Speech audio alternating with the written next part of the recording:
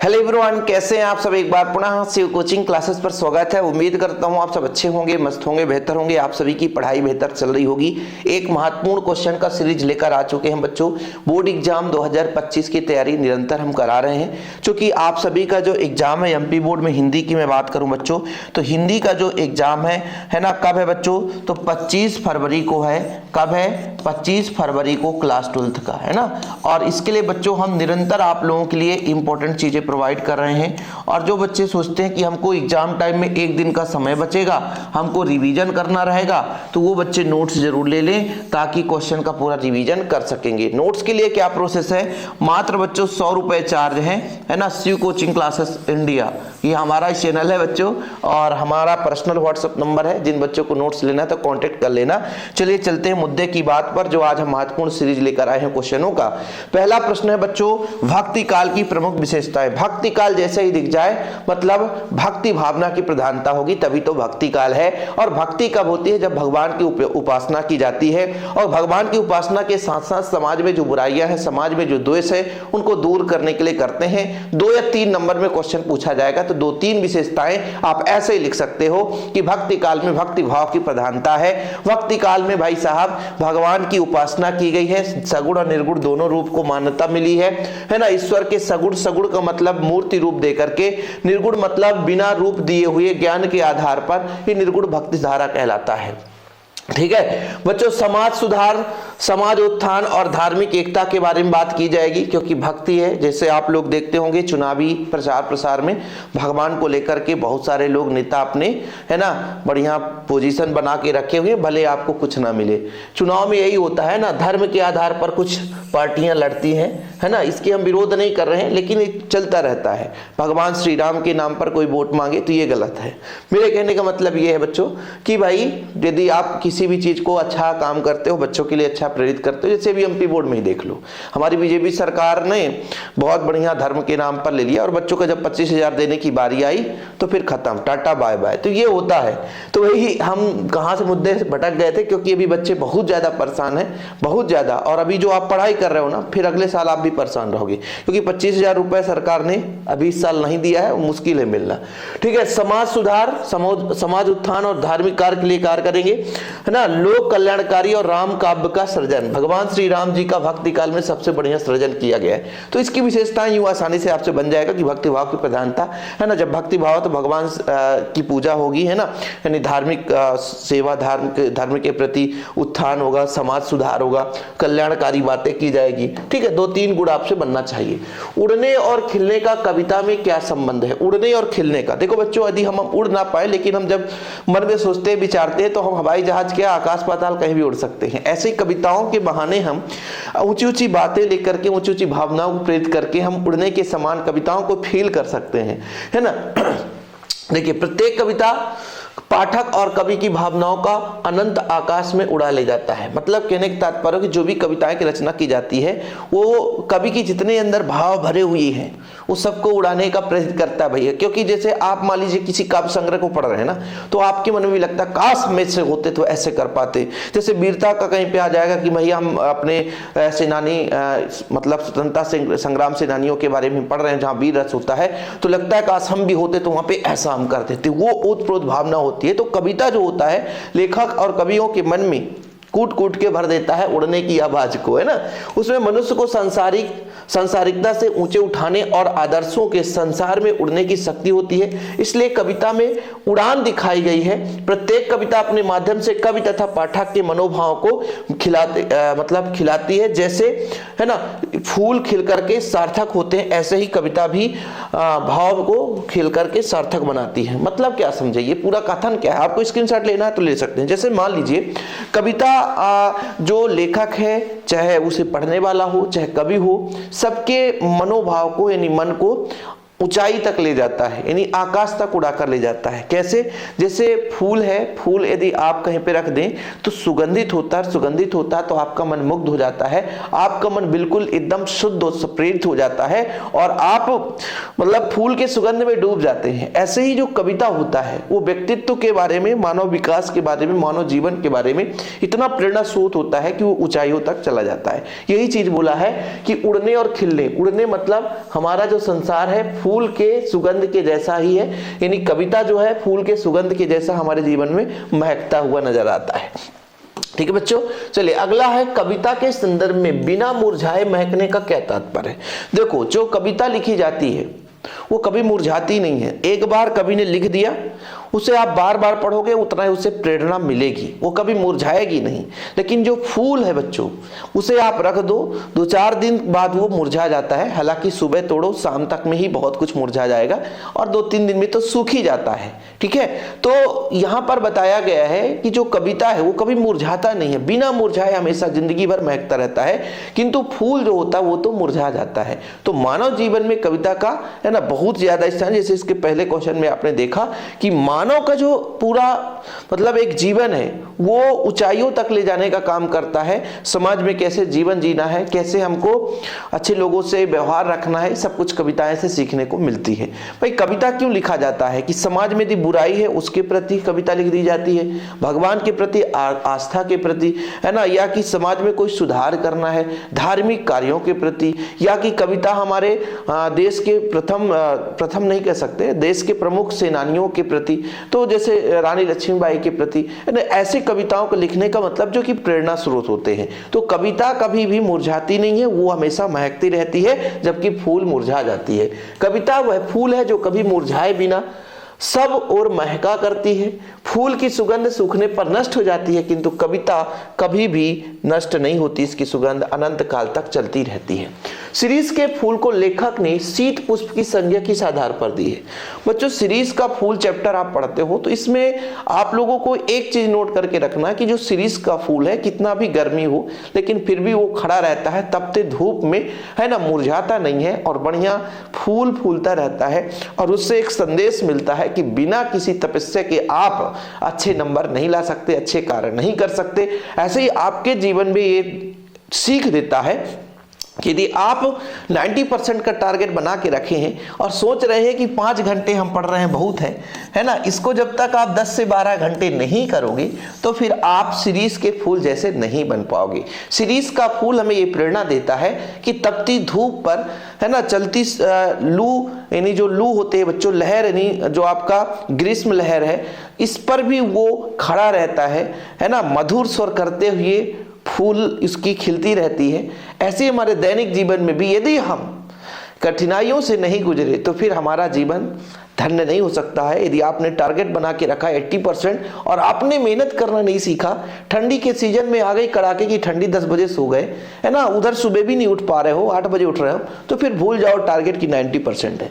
यही शिरीष का फूल हमें बताता है। शीत पुष्प इसलिए कहा गया है, ज्येष्ठ माह में भयंकर गर्मी रहती है, इसके बावजूद भी शिरीष के फूल खिलते रहते हैं।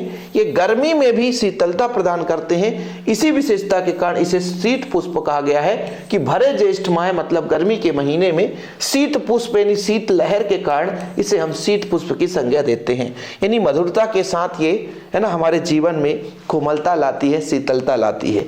चलिए भाई अगला क्वेश्चन, इंद्र सेना पर पानी फेंके जाने का सही क्यों ठहरा गया है। देखो भाई, जैसे आप देखते हैं पूजा होता है, पूजा में कहते हैं कि यहाँ पर 5 रुपए चढ़ा दो भगवान के नाम पे।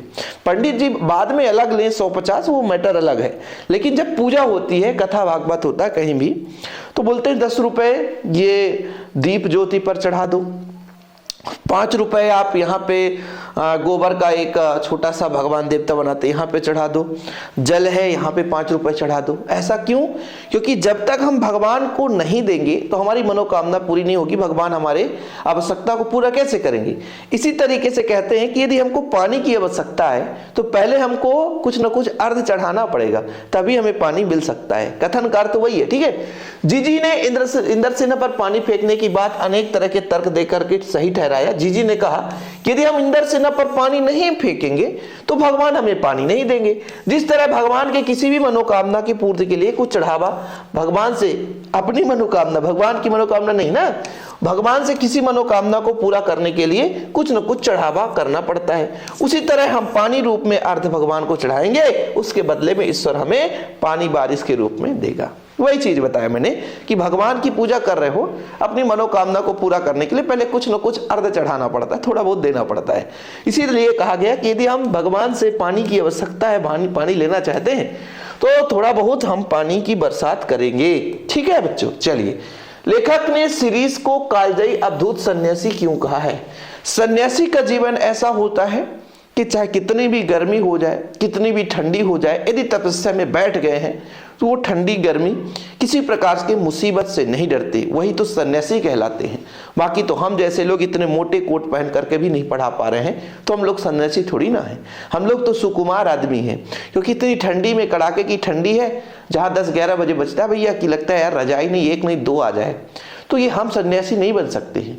लेकिन जो शिरीष का फूल है वो सन्यासी का रूप है कि ज्येष्ठ महीने में तपती धूप, चलती शीतलहर, वो लू चलती है गर्मी में, इस पर भी वो शीतलता के साथ, कोमलता के साथ लहलहाती हुई हमारे जीवन में प्रेरणा स्रोत होती है ना। गर्मी के सीजन में वो कितनी भी गर्मी पड़ जाए, कितनी भी लू चले बच्चों, लेकिन फिर भी वो शीतलता लाती है।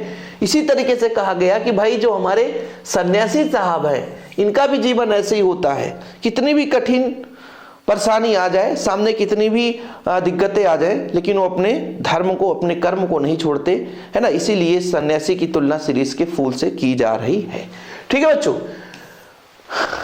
देखो, वह जला देने वाला गर्मी तथा परेशान करने वाली उमस में भी अविचल रहता है, खड़ा रहता है।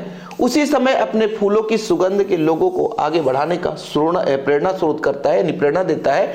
हमें उसी कालजयी अवधूत के समान मुसीबत से कभी ना हारने के लिए प्रेरित करता है। मतलब समझ में आया? आप लोग सन्यासी लोगों को देखते हैं, कपड़े भी नहीं पहनते, कितनी भी ठंडी है, एकाध कपड़े छोटा मोटा पहन लिए, बोले गर्मी ही हमारे पास अंदर शरीर में ठंडी नहीं लगती है, और हमें प्रेरणा देते हैं कि कितनी कठिन परिस्थितियों में भी खड़े रहते हैं। ऐसे ही जो शिरीष का फूल है, शिरीष का जो पेड़ है, कितनी भी गर्मी पड़ जाए, कितनी भी लहर चले, गर्मी का लहर यानी लू, लेकिन फिर भी वो कोमलता, शीतलता प्रदान करता है, मानव जीवन में प्रेरणा स्रोत होता है। अगला चलते हैं बच्चों, बाजार का जादू चढ़ने और उतरने पर मनुष्य का क्या प्रभाव पड़ता है? देखो, बाजार का जादू चढ़ने पर बाजार की आकर्षक वस्तुओं के बस में हो जाता है। वह लालच में आकर गैर जरूरी चीजों को खरीद कर चला जाता है, परंतु जब जादू उतरता है तो ज्ञात होता है कि वह वस्तुएं आराम देने के बजाय उसके जीवन में खलल डालती है। पावर होता है ना, परचेसिंग पावर, पैसे की जो शक्ति, परचेसिंग पावर है ना। आपके पास पैसे हैं, आप दिखावे के चक्कर में ऐसे उलझलू चीजें खरीद लेते हैं जो कि वो आपके कुछ मिनटों के लिए तो आकर्षक लगते हैं, लेकिन बाद में ऐसा लगता है कि ये बोझ सा हो गया है। मैं अपने ही जीवन के बारे में बता दूं, जिस कैमरे से भी मैं वीडियो बना रहा हूं, इस कैमरे की कीमत 1,30,000 है। अब जो डिजिटल बोर्ड में जो आप PTZ कैमरा आता है, उसकी कीमत 80 से 85,000 है। जब इस कैमरे को खरीदा, लगभग आज 3 साल हो गए, और अब इसका प्रयोग कर रहा हूं। ठीक है, तो लेते समय मुझे पैसे 1,30,000 लग रहे थे, तो मुझे इतना नहीं लग रहा था कि महंगा है, मुझे लग रहा था मैं बहुत बढ़िया कैमरा ले रहा हूं।